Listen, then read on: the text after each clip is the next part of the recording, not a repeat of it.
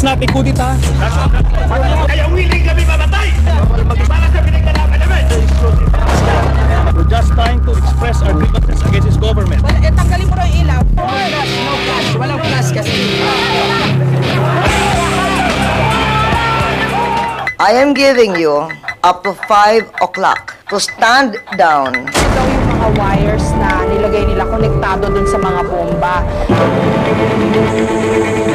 Do you have a wife? Meron. They're supporting us.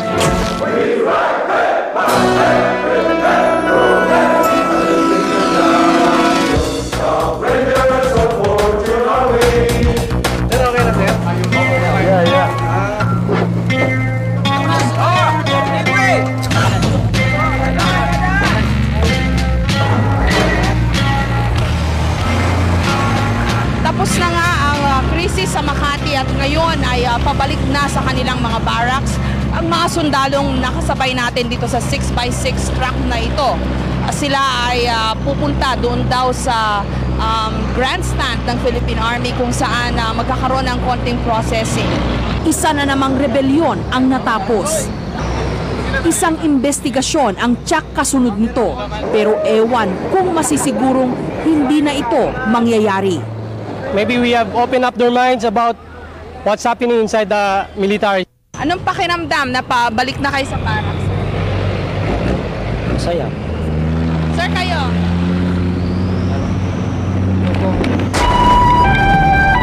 From their hiding places, the Rangers came out. Agreed to end the fighting. 14 na taon nang nakalipas mula nung huling rebelyon o coup attempt ng 1989. Maliban sa riot ng mga loyalista ni dating Pangulong Erap Estrada noong May 1, 2001 at ang matahimik namang pagpapatalsik kay Estrada Enero ng taon din yon. Marami sa atin ang nag-akalang tapos na ang panahon ng mga kudeta, ng mga mutiny o rebelyon ng mga sundalo tulad ng mga sunod-sunod na nangyari noong administrasyon ni Pangulong Cory Aquino. No flash. Walang flash kasi. Yun ang inasahan natin. Hanggang nung madaling araw ng linggo, nung nagbalik ang mga masamang pangitain ng nakalipas. Mga bagong mukha ng mga rebeldeng sundalo. Nagtatanim ng mga bomba sa palibot ng Glorieta sa Makati.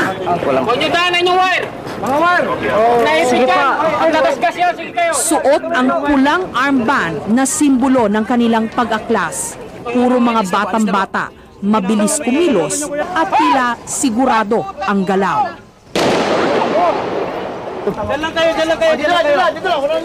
Mailap ang mga sundalo.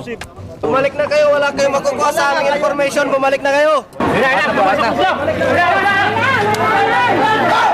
Wala!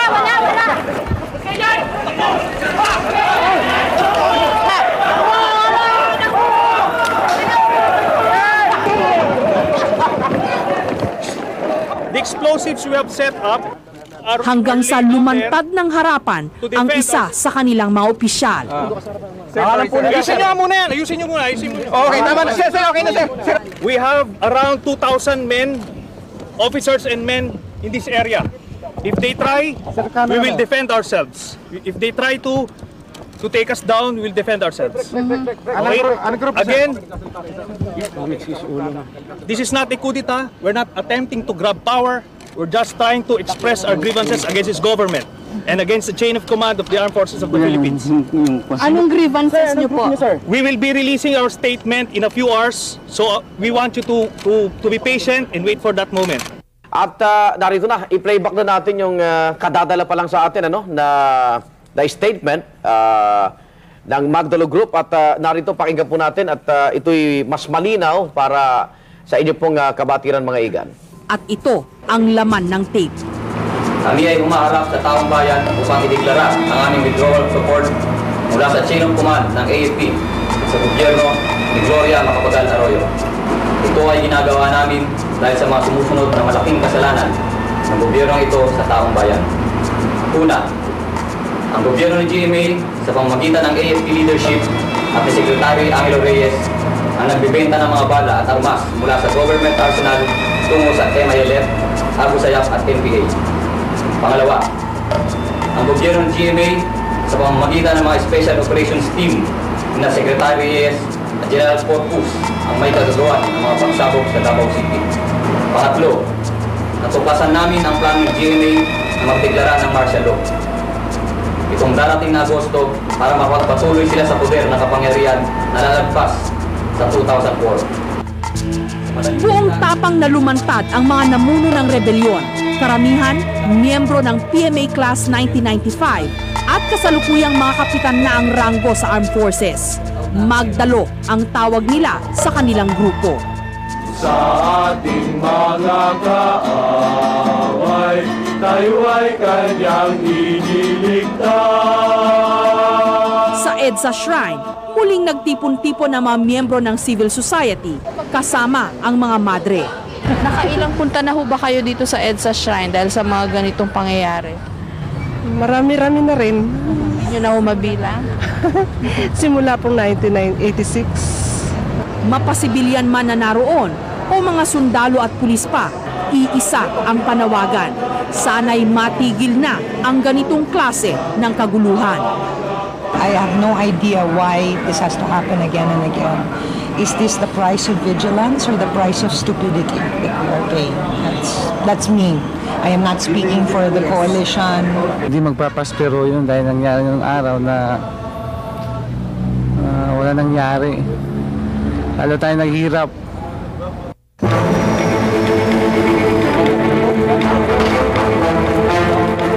Sa pagbuka ng liwayway noong linggo, dumating sa Makati ang mga puwersa ng gobyerno.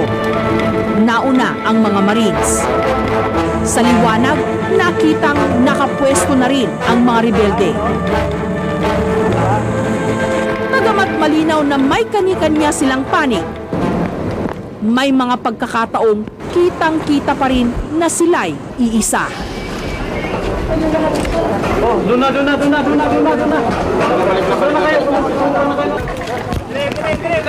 May mga namagitan. Si Marine General Emmanuel Chudosio, mga retiradong general, at mga politikong nagmula sa militar. I cannot play with the lives of these people. Alas 9 ng umaga, nagbigay ng ultimatum ang presidente. I am giving you up to 5 o'clock this afternoon to stand down, surrender down your weapons, and return to barracks. Kasunod nito, nabaling ang atensyon kay dating Pangulong Erap Estrada. Sa ngayon ay nakakonvoy kami dito sa kay dating Pangulong Estrada at dadalhin nga sa kumpirmado na dadalhin sa Camp Aguinaldo para dun muna ilagak. Inilipat siya mula Veterans Memorial Medical Center o VMMC kung saan siya nakadetain papuntang Camp Aguinaldo bago ibinalik muli ng VMMC. Malaki ang paniniwala ng Malacanang na mga politiko ang nag-udyok sa mga rebelde na mag-aklas. Tila patunay rito ang paghahanda ng mga ERAP supporters na magpulong-pulong pagamat ito'y napigilan. Samantala sa Makati pa rin, habang papalapit na ang deadline na itinakda ng Malacanang, mga pagsusumikap na tapusin ang gulo sa mapayapang paraan. Mga kamag-anak at kaibigan ng mga rebelde nagtungo ng Oakwood upang kumbensihing sila'y sumuko. 59 IB! Nakakatuwa ring makita ang mga tropa ng gobyerno na nagsasariling sikap upang kumbinsihin ang mga kapwa nila sundalo na nagrebelde na sumuko na. May hidwaan man sa kanilang pagitan, higit pa ring namamayani ang malasakit nila sa isa't isa. Bagamat may mga magandang senyales, may ilan ding tensyonadong sandali. Muntik-muntika ng magkaputukan ng mga rebelde at Marines nung dumating ang mga bomb-sniffing dogs. Yung mga tinanim namin, nilalapitan ng mga K9 o bomb disposal nila. Mabuti na lang at naagapan ang pagdanak ng dugo. Wag. Kumusta ang buhay dito? Wala.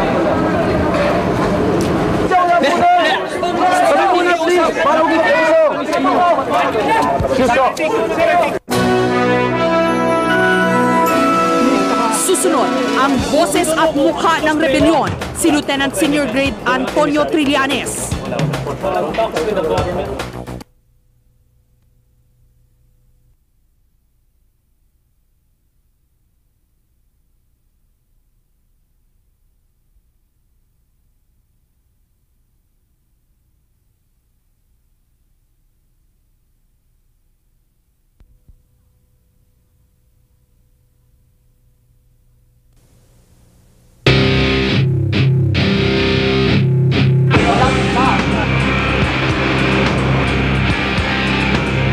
Ito daw yung mga wires na nilagay nila konektado sa mga bomba. So, pinapayuhan ang sino mang pumasok dun sa loob na mag-ingat.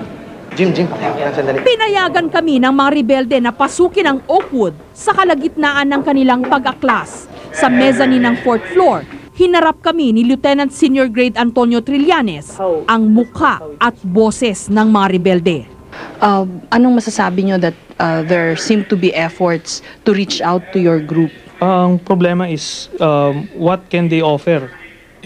Sila yung highest government officials ang involved doon sa So, what can they offer? Anong gusto nilang gawin? I-compromise namin yung pinaglalaban namin. That we cannot do. Wala naman Sa tansya ko, sa mga namuno ng rebelyon, si Trillanes ang isa sa mga hardliner. Buo ang loob, tila hindi patitinag sa kanyang paninindigan. You have very noble objectives, pero itong ginawa ninyo ngayon will surely set the Philippines back. Katulad ng mga nagdaang mga coup attempts. In what way? Set us back in what way? In fact, we're setting this country forward. Kasi ano ba, ang gagawin namin, we'll just turn a blind eye, then we'll just keep on allowing this government to kill our own people? Hindi pwede yun. Malinaw ang kinikim-kim ni Trillanes na puot at pagkadismaya. Ang pinagmulan nito, ang mga isinulat niyang research paper sa UP College of Public Administration kung saan kumukuha siya ng masteral degree. Tungkol ito sa mga nadiskubre niya di umanong katiwalian sa Philippine Navy kung saan siya kabilang. Totoo rin ba na you were under a death threat because you wrote the thesis? Yes. And you asked protection from Malacanang, I understand? No, I went there because sinabi sa akin ng classmate ko na ako na daw yung leader ng coup. So to disprove that, I went there.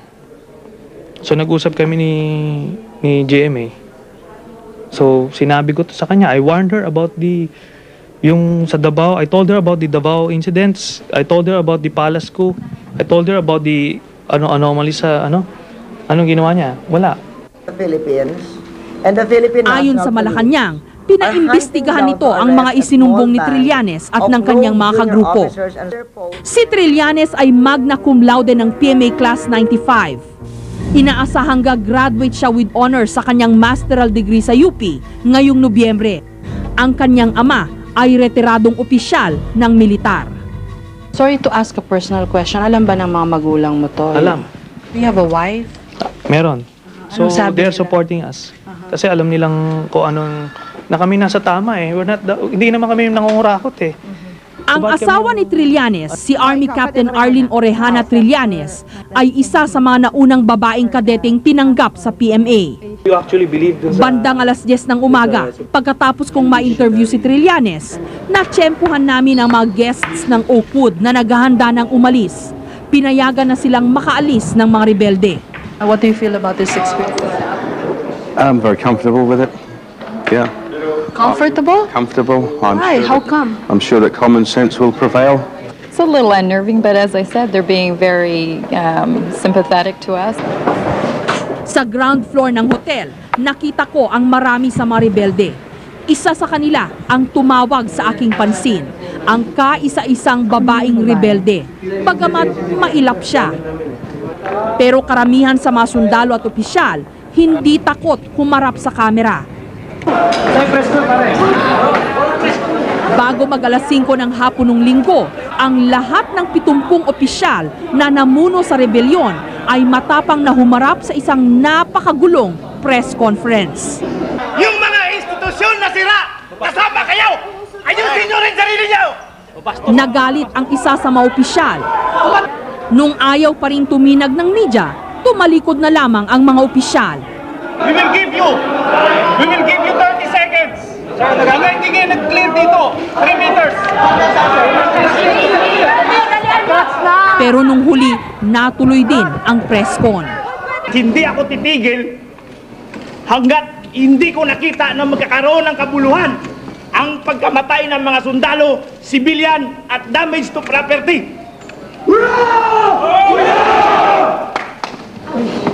Ang masaklap nga lang, sa paggawa ko ng aking trabaho, nakikita ko mga sundalo, butas-butas ang combat boots, walang poncho, pag umulan, walang masilungan.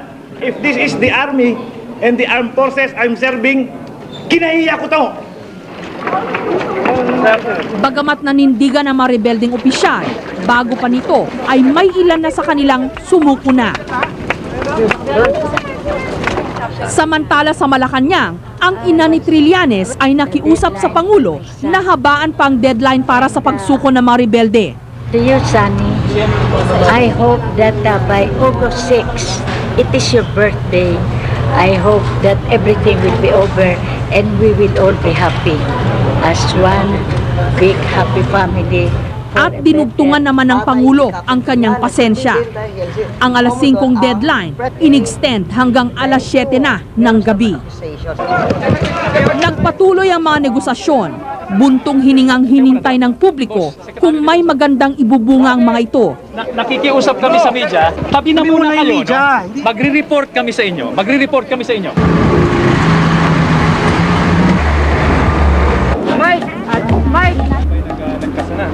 Bago mag-alas 10 ng gabi, ang magandang balita. Susuko na ang mga rebelde. Tapos na ang rebelyon. We were able to achieve a positive result. Isa-isang tinanggal ang mga nakatanim na bomba.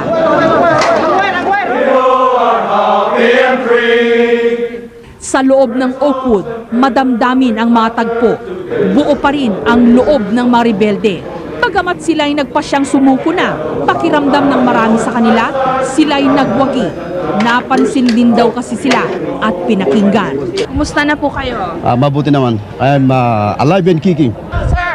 Pero kakaiba ang reaksyon ni Trillanes. Malungkot, naluluha. Tapos na nga raw ang krisis, pero meron daw kayang magbabago. I believe na itong reforms na to, this will not come within my lifetime.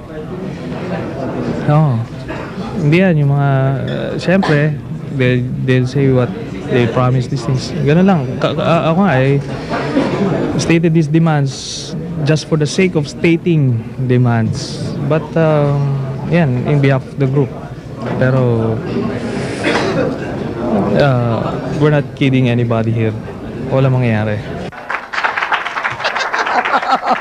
Sa Malacanang, hindi na itago ng presidente ang kanyang kagalakan. The crisis in Makati is over.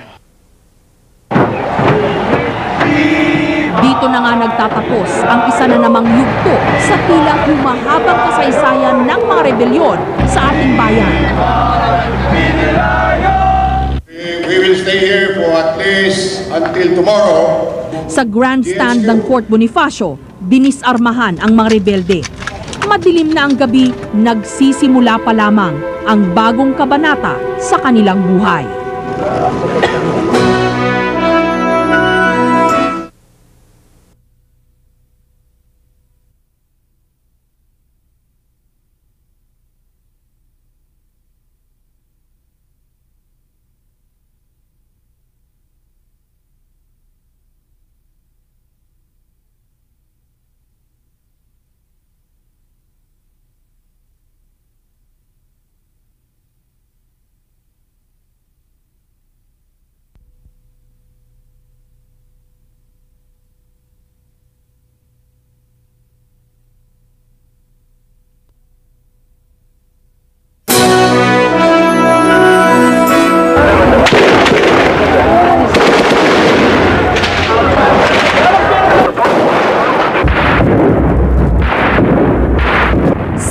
sinabing ang tangkang kudeta o rebelyon sa militar ay parang isang virus.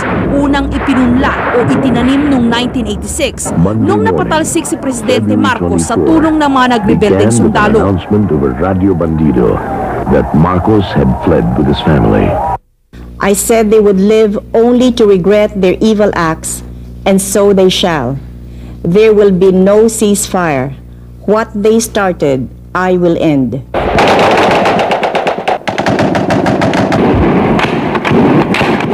Sa halip na mawala ang virus nung naupo si Pangulong Cory Aquino, lumaki pa ito at kumalat.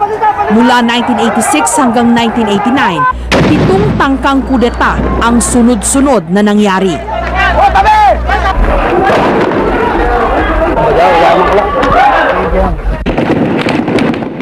Sa palagay ko, yung Q virus, wala na sa atin yung Q virus. No? This is to me an aberration, yung nangyari nung last weekend. Involved in regulatory affairs. Si Attorney Christian Monsod, dating chairman ng COMELEC at dating miyembro ng Davide Commission na nag-imbestiga sa matangkang kudeta sa ilalim ng Aquino administration.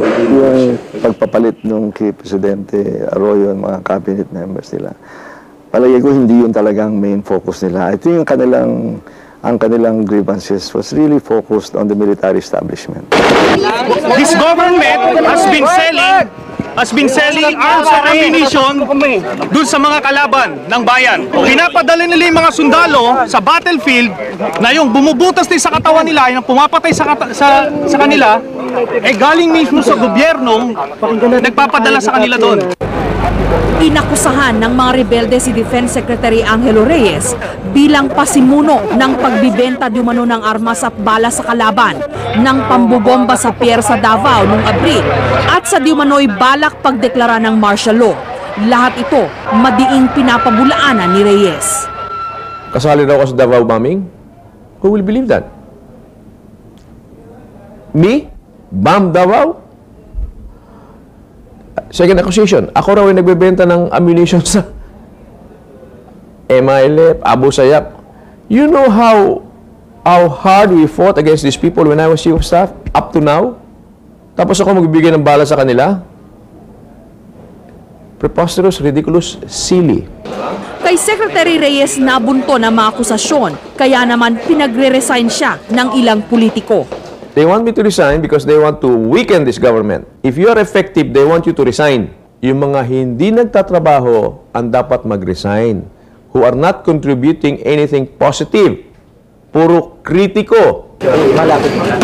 Batay sa mga mamahaling equipment na naiwan di umano ng mga rebelde sa Oakwood, naniniwala si Reyes na may mga malaking taong sumulsol sa mga sundalo para magrebelde. They've been planning this for a long time and that they obviously are well funded. Ito ang ibig sabihin nito. Si Senator Gringo Onasan ay isinasangkot sa pinakahuling rebelyon nung Sabado at Linggo. Kami na muna kayo. Gayun din ang isa sa mga dating opisyal ni dating Presidente Erap Estrada, si Ramon Eki Cardenas. Bagamat pinapabulaanan nila ito. What I am basically is a soldier. That's why I can understand these young people because I saw them at Oakwood and I saw myself in EDSA 86, in 87, and in 89. But these young officers are not my soldiers. They are your soldiers. They are soldiers of the Filipino people. Nung tinanong si Trillanes, what do you call yourselves? Baka lumabas yung Magdalo. Sabi niya, our name is Armed Forces of the Philippines. Our highest leadership is not resolving it. Si Onasan din ang namuno sa matangkang kudeta mula 1986 hanggang 1989 at ikinalulungkot ni Monsod na hindi nito pinanagutan ang kanyang mga nagawa sa bayan. Ang number one recommendation ng Davide Commission was to administer justice in a fair, firm and consistent manner. Hindi naman natupad yun, hindi ba? Kasi ang rekomendasyon ng Davide Commission, yung mga principals, dapat ma-prosecute.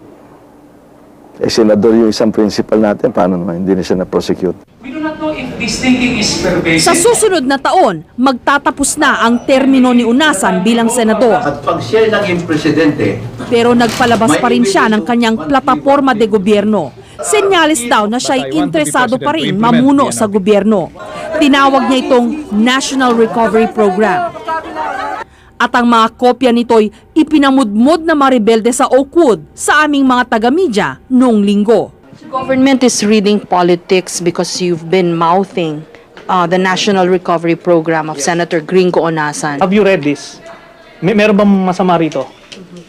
Meron ba masama? Have you read this? Okay. Maganda to eh.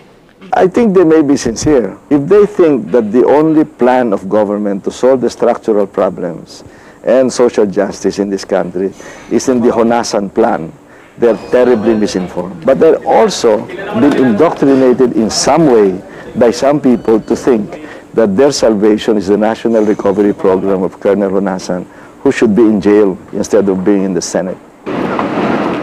Samantala, saan pupulutin ika nga ang armed forces sa gitna ng panibagong problemang ito? General, ano pong pakiramdam na you're Chief of Staff of the Armed Forces sa ganito pong panahon? This is a very much different situation from all the conflicts that I have commanded.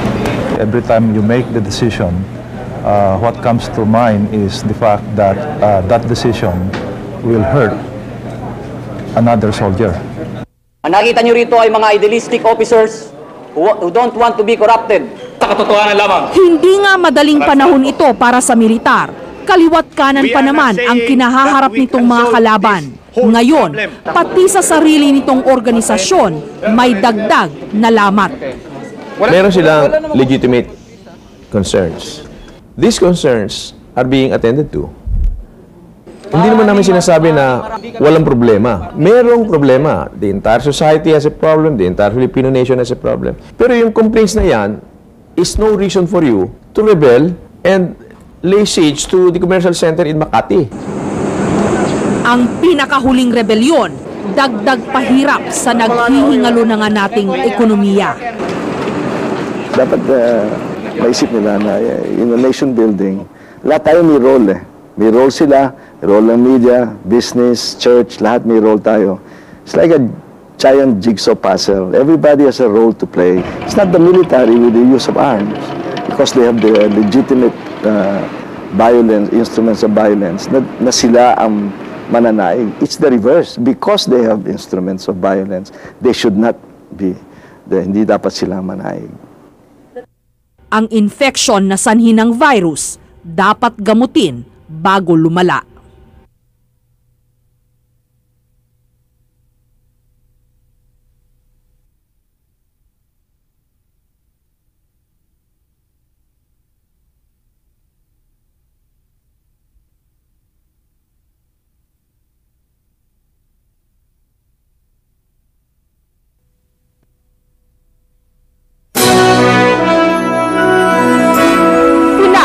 Tagapagtanggol ng ating demokrasya, tagapangalaga ng ating kaligtasan. Mabigat ang responsibilidad na nasa kanilang mga kamay at balikat. Sila kaya, sapat ba ang pag-alalay na nakukuha? Armed with. Patingin lang natin gamitin. Armed with. Ultimax sniper rifle. Nakalawang na. Mamamatay yun sa tetano. Ultimax squad automatic weapon. Sila ang tinaguriang mga tagapagtanggol ng bayan, handang itaya ang buhay para sa kaayusan at kapayapaan. Ang mga kawal o sundalo ng ating republika. Dito sa kabundukan ng Norsagaray sa Bulacan, nakadistino ang mga sundalo ng 56th Infantry Battalion. All personnel. Umaga pa lang, abala na ang mga sundalo sa paglilinis ng kanilang kampo. Bahagi na ito ng kanilang araw-araw na gawain. Mataas yung Pero ngayon, naghahanda sila sa pagdating ng hepe ng Northern Command ng AFP. Paparangalan daw kasi sila sa kanilang katapatan nung nangyari ang kaguluhan sa Makati. Nung dumating ang hepe, pinuri sila nito sa pagbabantay nila sa North Expressway nung mangyari ang rebelyon. Siguro may here and there, may mga pagkukulang sa sistema, but this are beyond our control. Merong other powers na who should be looking into this. My coming here is to thank you and at the same time commend ang mga papuring nakuha nila ang lalo pang nagpapalakas sa kanilang loob para magpatuloy sa serbisyo. Thank for chain of command during the crisis.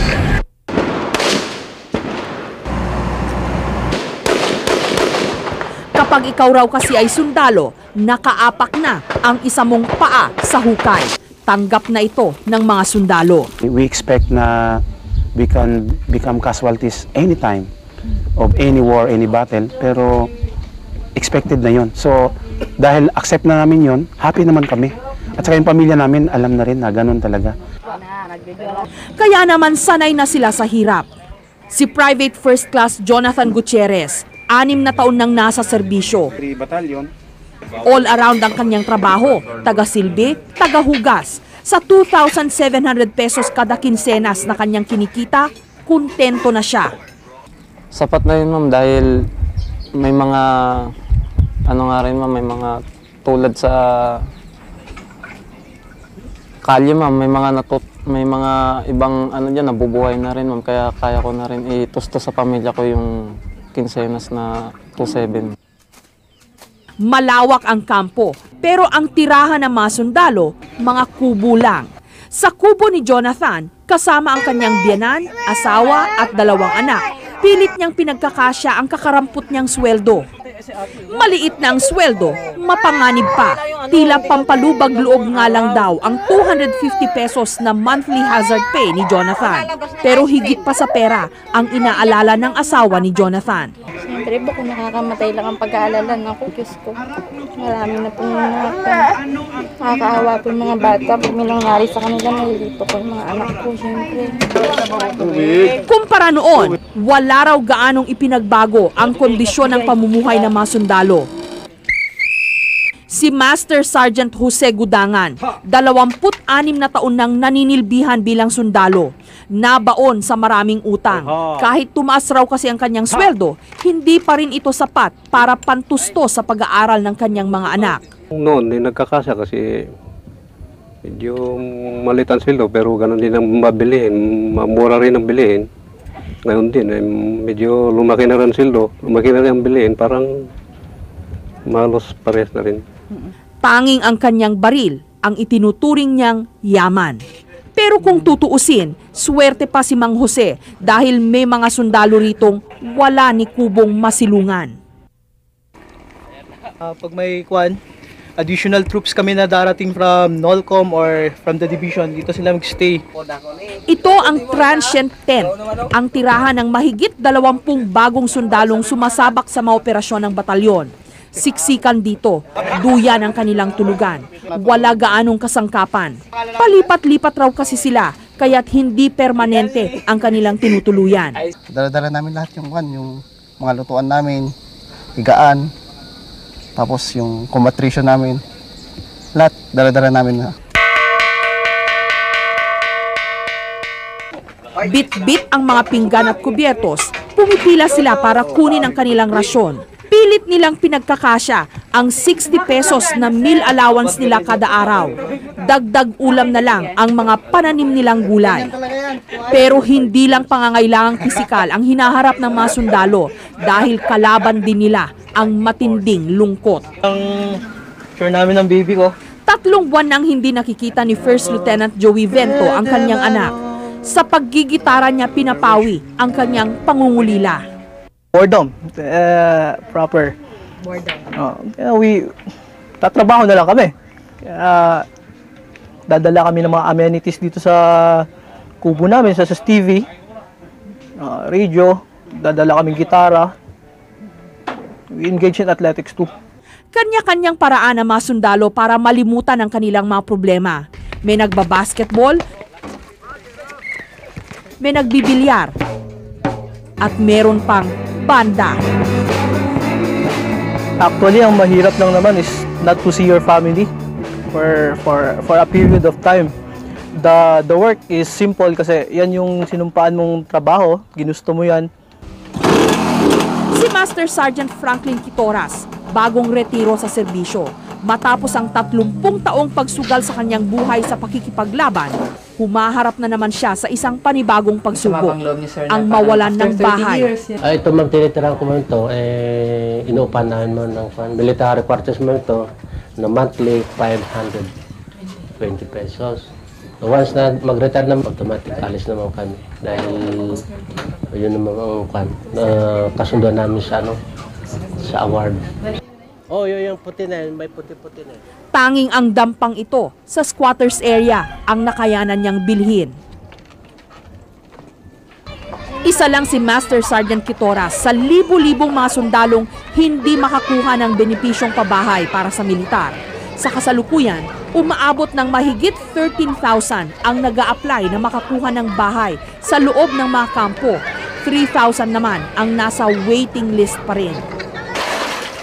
Kung sa bagay, hindi lang naman mga sundalo ang mga naninilbihan sa gobyerno na hirap sa buhay.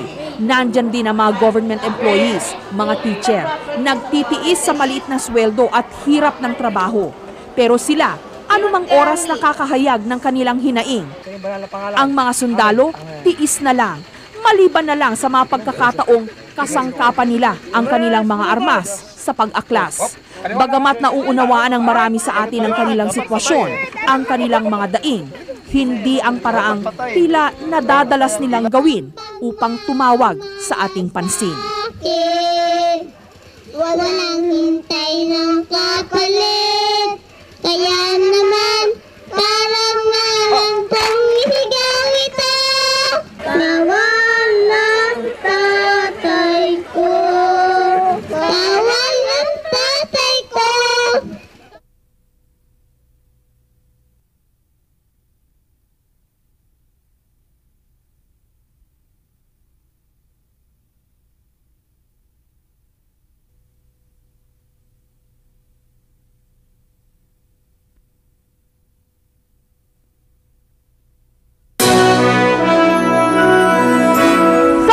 Mahirap na bansa tulad ng Pilipinas, walang lugar dapat ang katiwalian. Patuloy po natin itong labanan. Pero sana, sa mapayapang paraan. Pangalagaan po natin ang ating demokrasya. Hanggang sa susunod na Miyerkules, sa amin pong muling paghahatid ng makabuluhang pagbabalita at ng serbisyong totoo. Ako po ang inyong kapuso, Jessica Soho, reporting.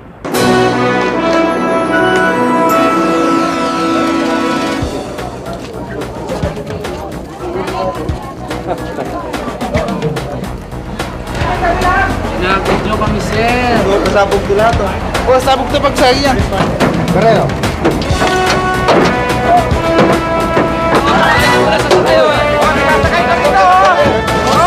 Masasabi nyo na tapos? We're happy kasi na-meet namin yung victim. Kumusta na po kayo? Mabuti naman. I'm alive and kicking. Parang ang ganda ho ng ngiti ninyo. Siyempre masaya. Ano pakiramdam niya, nanalo kayo? Siyempre.